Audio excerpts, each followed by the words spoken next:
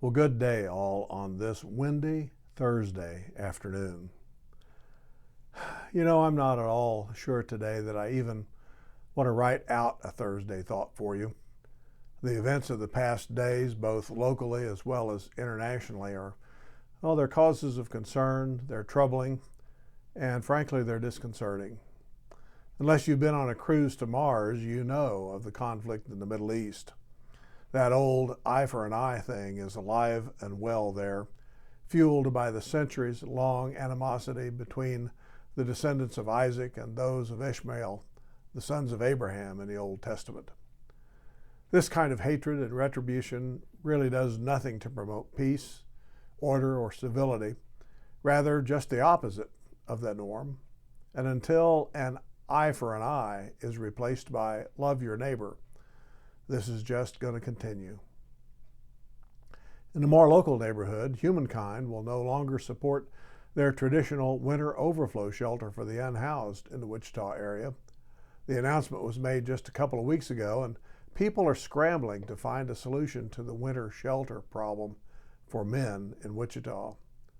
Now, if the powers that be are to be believed, this has been on the table for some time, but it's only now come to the forefront, and no solution has of yet been announced. I realize that there are hundreds of other issues that are surrounding us locally, nationally, and internationally. Ukraine, Medicaid expansion in Kansas, China, the mayor race in Wichita, the teacher shortage, taxes, gridlock in Washington, D.C., the environment, the great partisan political divide, crudeness and incivility in society, cancel culture, housing. If you're like me, you think about these things and more, and the normal response to all of this is that these problems, these issues, are too big for us to even wrap our brains around, let alone do anything of substance about them. And so we shrug and we go about our lives doing nothing of substance regarding our concerns and our fears. I too become sort of numb to it all. I spend many an hour on the back patio of our home listening to the sounds coming from the park behind us and thinking about it all. I too have no answers, and many times I don't even know what questions to ask. And so all of these issues, all of these problems, all of these concerns, well, they just become sort of jumbled up in a huge ball in my mind, and I'm immobilized by it all, incapable of doing anything about any of it.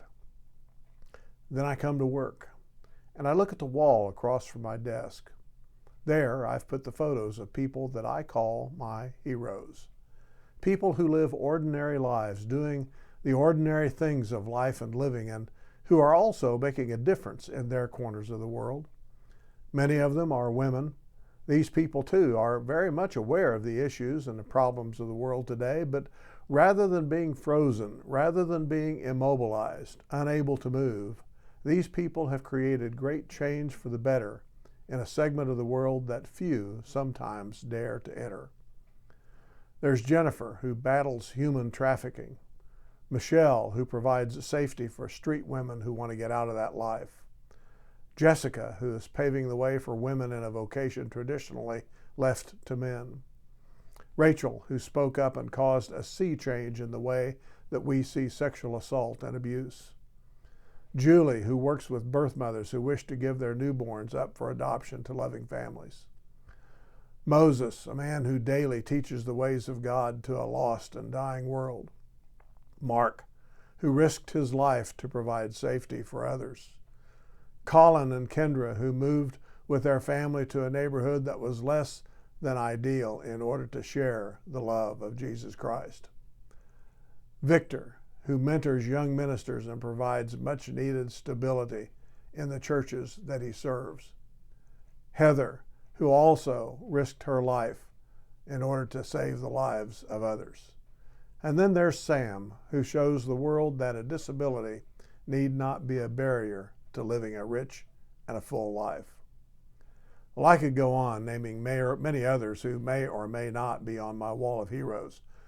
But nevertheless, every day they are bringing kindness, compassion, civility, and positive change to their sphere of influence.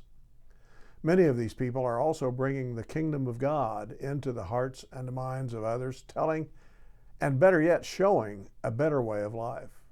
Loving God, the first and greatest commandment, and the one that's like unto it, to love one's neighbor as one loves oneself. Beyond even the golden rule, loving one's neighbor is the pinnacle, I believe, of relationships, as they should be. And these people, along with countless others, are not only seeing, but they're doing. Now I think why you see that I have a wall of heroes. In those times when I get down, paralyzed by all that's happening around me, I see these people, and I remember the words of Jesus, and I become refreshed and renewed. I'm able to function again and go about my day doing what I can to renew the creation as God intended. I may never create a worldwide earthquake of change, but I can do what I can do, for as long as God allows me to do it. And that is all I can ask of myself, because that is all that God asks of me. Blessings.